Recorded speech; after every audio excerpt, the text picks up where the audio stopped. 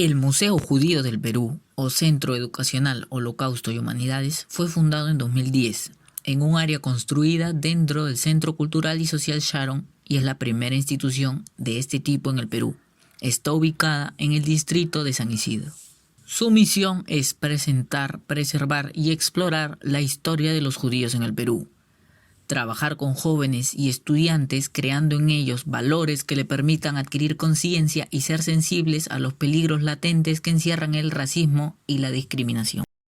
Nada más ingresar al museo, uno puede observar la placa realizada por el artista peruano judío Ronnie Alalel, que contiene una frase de Primo Levi, difunto escritor italiano y sobreviviente del Holocausto.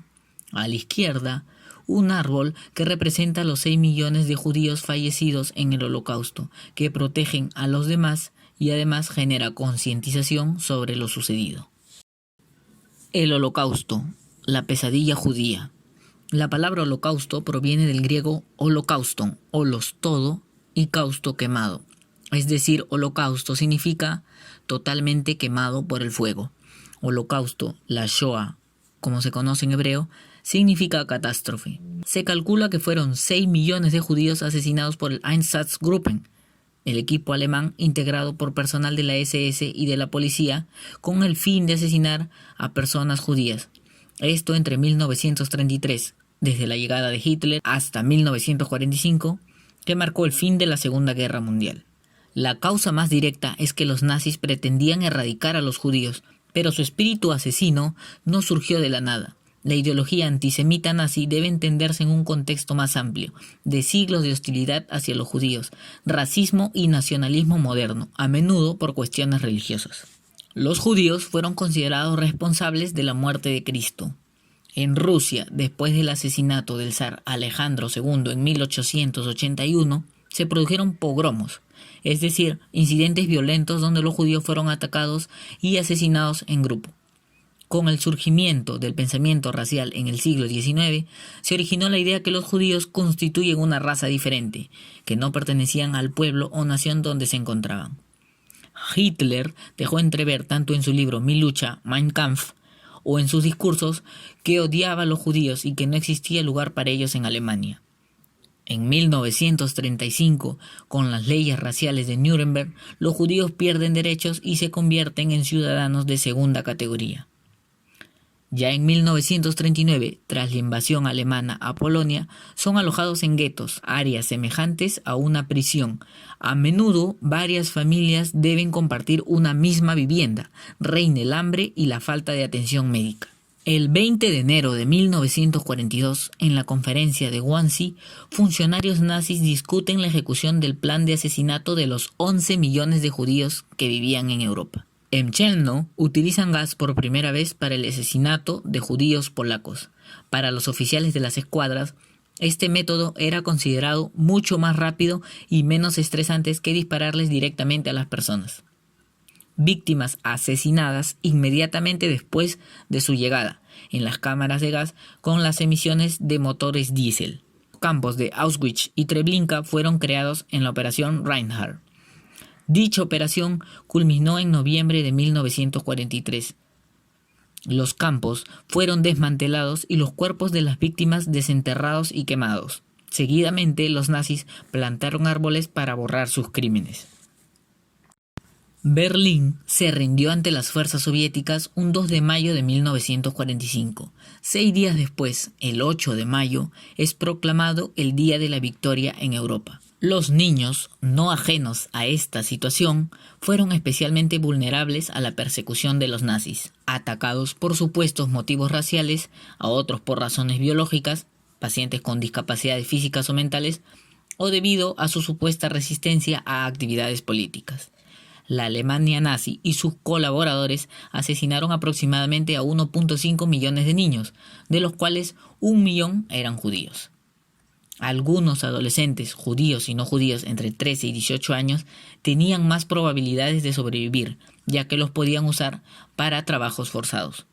Los niños, que eran demasiado jóvenes para usarlos en trabajos forzados, fueron seleccionados junto a los ancianos y a los discapacitados para las primeras deportaciones a los centros de exterminio. también conocidas como las primeras víctimas llevadas a las fosas comunes para el fusilamiento. Después de la capitulación de la Alemania nazi, que puso fin a la Segunda Guerra Mundial, los refugiados y las personas desplazadas buscaron a los niños perdidos por toda Europa. Miles de niños huérfanos se encontraban en campos para personas desplazadas. El Kindertransport, el transporte de los niños, fue el nombre informal de un esfuerzo de rescate que se llevó a cabo entre 1938 y 1940, que permitió llevar a miles de niños judíos refugiados sin sus padres a una vida segura en Gran Bretaña, después de escapar de la Alemania nazi y de los territorios ocupados por los alemanes. Muchos niños, además, sobrevivieron ocultos en Italia, Bélgica y Francia. A continuación, dos casos desgarradores de dos sobrevivientes del Holocausto. I got an orange. I always loved oranges. Only later did I find out that my mother had gone out of the ghetto, sold a diamond and pearl ring to get me an orange. I was the last birthday gift from my parents. The grandmother ran after them, fell on her knees, begged, pleaded, cried, wailed, followed them out to the truck, to the curb, and one of the soldiers either used his gun or a club and hit her, and she fell to the ground. She fell down in the street. The truck took off, and she was left behind. They took the little girl. There were other children on the truck. I could see that from the window. After I had seen that, I didn't want to see any more. Para cerrar, las palabras del rabino del Museo Judío del Perú, donde habla de cómo la persona, además de cultivar el cuerpo, debe cultivar la mente. La misma especie humana puede ser lo más bajo, hay mineral, vegetal, animal, ser humano desarrollado. El ser humano puede llegar a ser lo más bajo, hasta parecerse a la tierra, que quiere decir al piso, ser un monstruo de persona.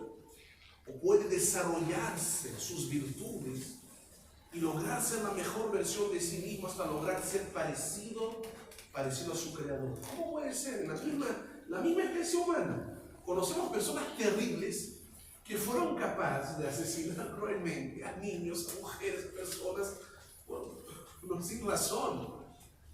Pero en la misma especie humana conocemos también personas que fueron capaces de arriesgar sus propias vidas para salvar a otra persona que no conocían. Ambos son seres humanos, el que asesinó, el que se arriesgó. Cada uno de nosotros aquí podemos elegir trabajar como trabajamos al cuerpo y hacemos ejercicio, trabajar nuestro espíritu para ser personas de valor, para ser personas que nos desarrollemos hasta ser parecidos con nuestro Creador. Es una pequeña reflexión que quería aprovechar el espacio para transmitir.